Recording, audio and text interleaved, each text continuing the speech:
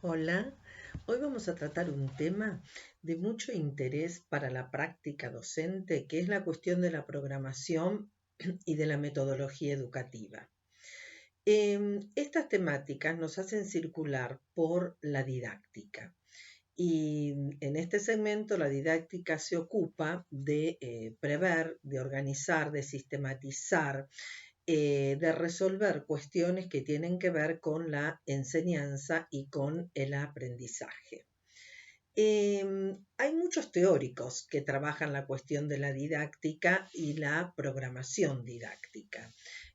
Nos hablan, por ejemplo, de los componentes de la programación, esto es los propósitos, los objetivos, los contenidos, las estrategias, las cuestiones de los procedimientos de enseñanza, las actividades, los recursos, la evaluación.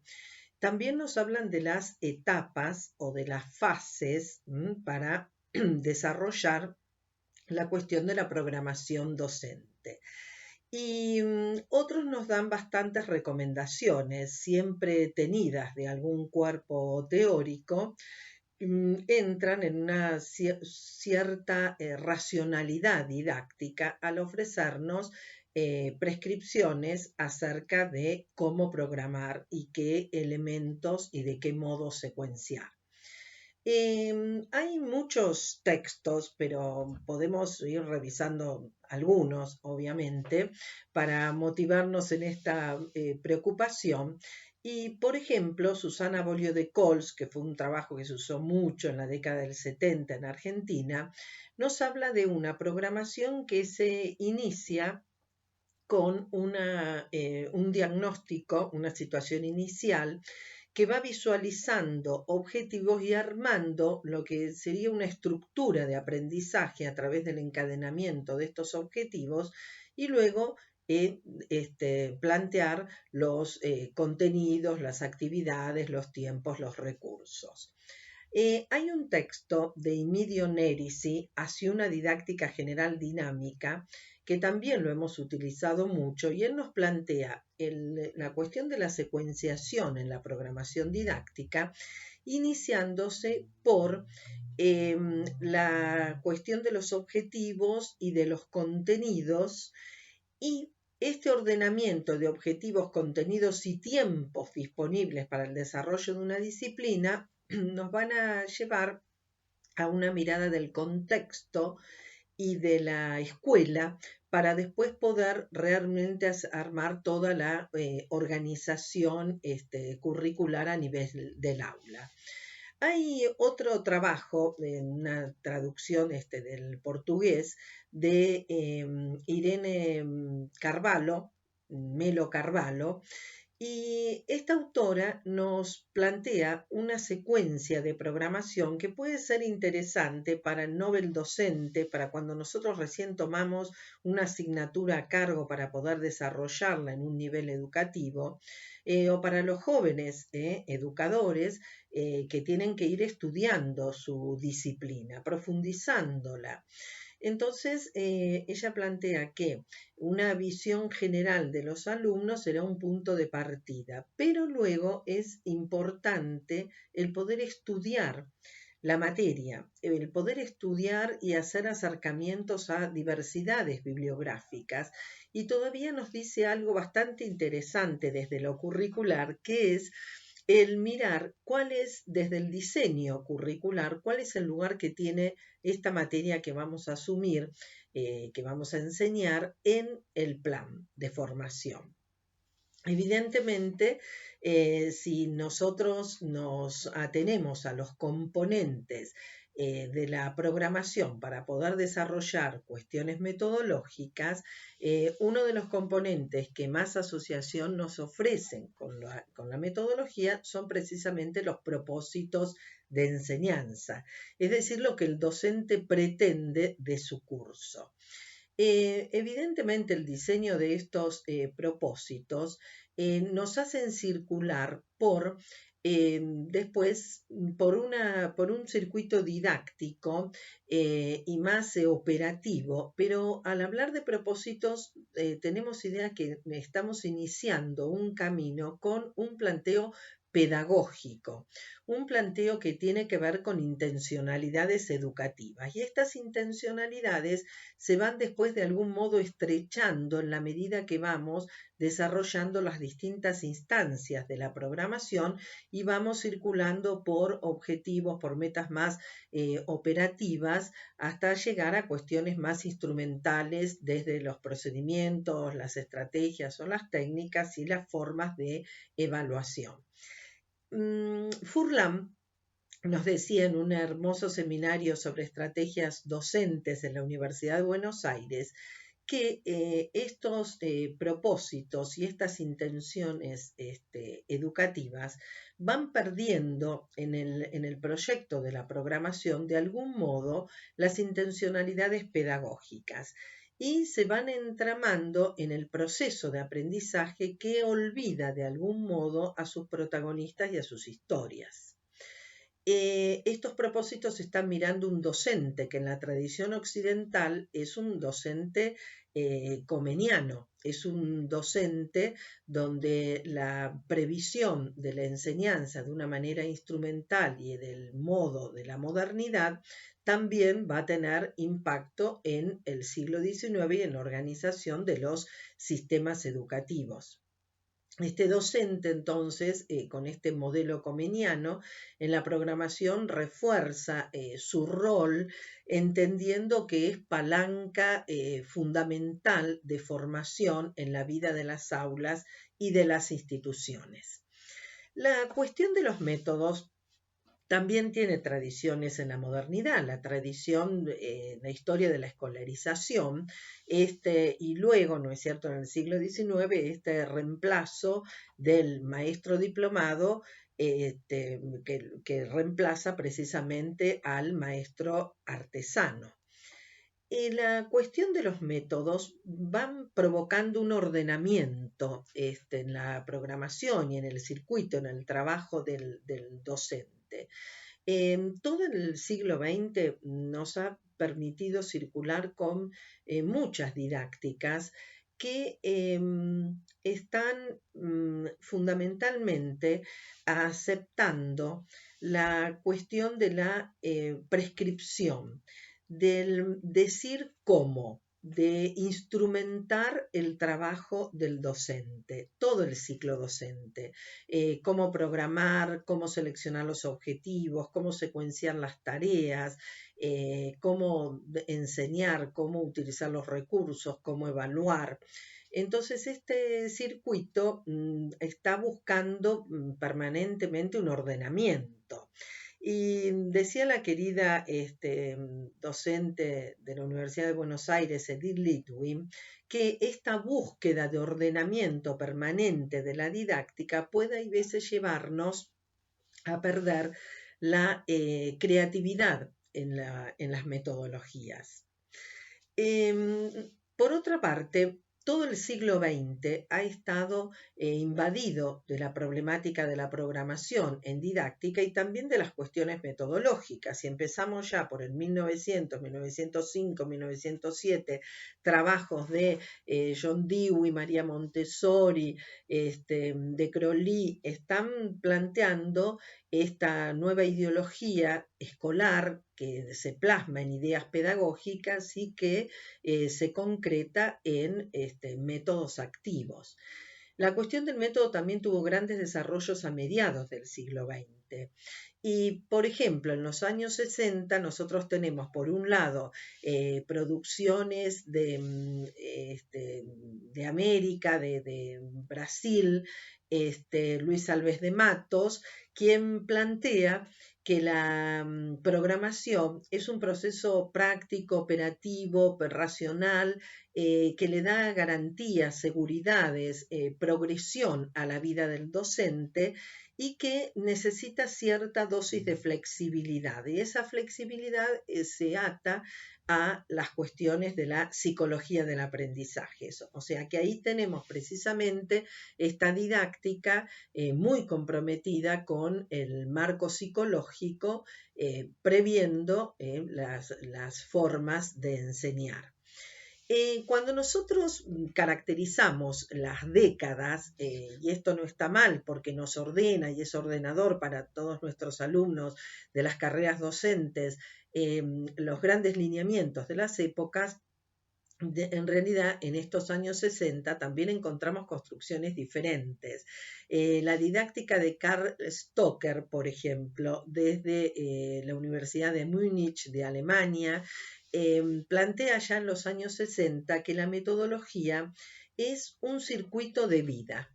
Es dar vida, donde los docentes vamos dando vida a todo eso que es inerte, que es la teoría, que es el concepto, el libro, toda esta información que no tiene vida, le puede dar vida al docente.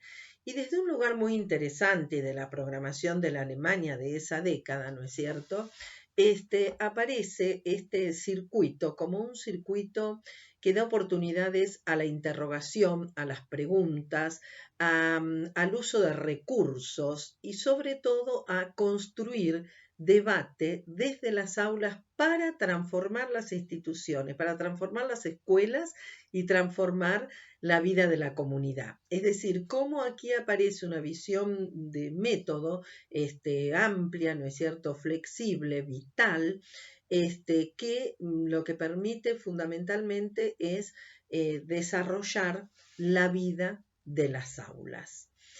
Ya en la década del 70, por ejemplo, hay otros trabajos, algunos instrumentalistas y otros interesantes. Por ejemplo, hay un texto de Sicora, Joaquín Sicora, sobre métodos creativos. Si bien este libro, que es interesante, tiene fuerte pertinencia en el área de las artes, ¿no es cierto?, y de las ciencias de la estética, sin embargo, Sicora va planteando algunas cosas que son interesantes en este sentido, como la creatividad metodológica depende de muchos aspectos, lo que él llama parámetros de la metodología creativa, y se ocupa bastante ya en los 70 de la vida de los sujetos en el circuito metodológico, de las personas, de las actitudes, de las aptitudes, de los condicionamientos, de las frustraciones, de la vida que realizan estas personas con relación a otras, es decir, la grupalidad y la construcción metodológica creativa. Aquí entonces podemos también avanzar con alguna reflexión, y es que hay momentos del siglo XX donde lo metodológico fundamentalmente está muy comprometido con los niveles de educación y con las áreas, con los campos disciplinarios.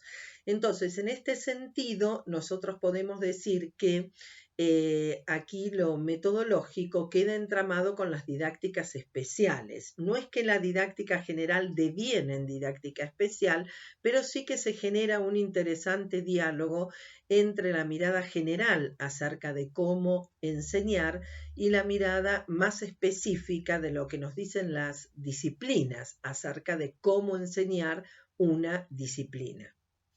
Bien. Por otra parte, también este devenir metodológico comienza a tener otras lecturas y otras miradas en los años 80. Y acá, volviendo a las configuraciones didácticas y a Edith Litwin, ella plantea cómo las metodologías de estos años están en búsqueda de la buena enseñanza. Es decir, que estos métodos como principios generales, orientadores, directivos, que tienen la intención de caminar para el logro de metas, para el logro de objetivos, y que van utilizando en determinados momentos y segmentos de este recorrido técnicas o estrategias, van utilizando distintos elementos, y uno de ellos son los medios, los recursos materiales. Estos medios van tomando cada vez más protagonismo en la vida de los jóvenes y en la vida de las aulas y de las instituciones, y que por lo tanto hay que estar atentos a ellos para el proceso de motivación. de despertar el interés por el estudio y la enseñanza. Esta década del 80, preocupada por la buena enseñanza, estaría de algún modo abordada por esta pedagogía del lenguaje práctico, donde considera que este marco pedagógico, que la vida de las personas, las prácticas, nuestras prácticas cotidianas e institucionales se entraman en el mundo de las experiencias y en el mundo de las vivencias de los saberes, de los contenidos disciplinarios. Estos años 80, esta búsqueda de la buena práctica y de la buena enseñanza, están dando cuenta de un docente pensante, reflexivo, que puede mirar sus prácticas no solo como una mirada preventiva antes de, o sea, preactiva porque está armando su programación didáctica, sino también durante el proceso, inclusive post-activo, es decir, poder evaluar, reflexionar sobre sus propias prácticas. Hay muchos trabajos que están mirando ya desde los 80 estas cuestiones, por ejemplo, desde Canadá, Hargreaves mira esto de las comunidades de los docentes que discuten, que conversan, que acuerdan, que crean, y que estas comunidades nacen desde un lugar primero espontáneo, natural, pero que tiene que ir caminando hacia mayores niveles de profundización. Si nosotros nos preguntamos cómo volcar esta dimensión metodológica, este componente metodológico en una programación, bueno, tendríamos que hacer referencia a dos cuestiones. Si estamos hablando de una programación de corto plazo, como puede ser una clase, un encuentro, por ejemplo, 2-3 horas áulicas de desarrollo, o una secuencia didáctica que puede tener 2-3 semanas de desarrollo con una frecuencia semanal de un desarrollo de 3 horas cátedra, supongamos. Entonces estamos hablando de 9 horas de despliegue de una programación. Acá la programación y las cuestiones metodológicas se plasman en lo que sería la situación de enseñanza, es decir, de una descripción sencilla que va dando cuenta de los roles, de lo que hacen los protagonistas, de lo que hace el docente, de lo que hacen los alumnos, de los contenidos abordados, de los recursos que vamos utilizando, de qué procedimientos didácticos vamos usando, por ejemplo, iniciar un encuentro con un diálogo, trabajar a partir de un macrogrupo y de lo dialógico, un recurso sencillo como puede ser textual, y desde allí generar más debate y generar propuestas de trabajo grupal. Entonces nosotros vamos en estas situaciones de enseñanza describiendo un circuito absolutamente metodológico acerca de cómo vamos a intervenir en el desarrollo de esta situación. Es la parte preventiva de cómo intervenir. Si estamos hablando, por ejemplo, de una forma de trabajo de una programación anual del nivel secundario, de un nivel superior, entonces allí ya estas miradas no tan descriptivas de la situación de enseñanza pueden constituirse en lo que nosotros llamaríamos los criterios metodológicos, las grandes ideas que nos van atravesando. Y con respecto a esto, yo quería comentarles sobre un texto que está dedicado, porque se llama Programación Didáctica en Formación Profesional, o sea que si bien está dedicado a esta forma particular de enseñanza, este autor, José Lozano Luzón, es un trabajo español del 2018. Él nos habla de principios metodológicos y de grandes ideas. Entonces, nosotros tenemos que tener en claro, previo a la elaboración, al plasmar, ¿no es cierto?, nuestra programación para el desarrollo de un año, un periodo lectivo, un seminario, un curso, los principios. Entonces dice, por ejemplo, el principio social. ¿Cómo lo vamos a trabajar? Y entonces nos habla de algunas grandes ideas que nosotros diríamos criterios metodológicos. Fomentar el trabajo en equipo, trabajar con proyectos compartidos, plantear debates, plantear asambleas, foros, buscar participación de agentes exteriores. Queremos, por ejemplo, el abordaje del principio motivación. Entonces nos habla de algunos mecanismos y algunos criterios, hacerlos participar a los alumnos en las tomas de decisiones, decidir actividades atractivas, incluir actividades lúdicas. Entonces acá estamos con estos criterios metodológicos, de algún modo estamos cerrando esta visión de que el criterio metodológico es el que precisamente se acerca a esos propósitos pedagógicos amplios que después van a ir estrechándose en un circuito más acotado, más controlado, pero que de algún modo nos están iluminando acerca de un ideario pedagógico que estamos acompañando con nuestro trabajo y nuestra vida como educadores. Hay otro libro que me gustaría, con esto cerramos, motivarlos en este momento. Es un libro de Michel Santonge, que es un catedrático de Quebec, del nivel superior. Él trabaja mucho en el marco de la investigación-acción y tiene un texto que se llama Yo explico, pero ellos aprenden. Esta es una traducción de una editorial española de los años 90, donde el libro consta de 3 partes. En una primera parte aparecen los postulados de la enseñanza.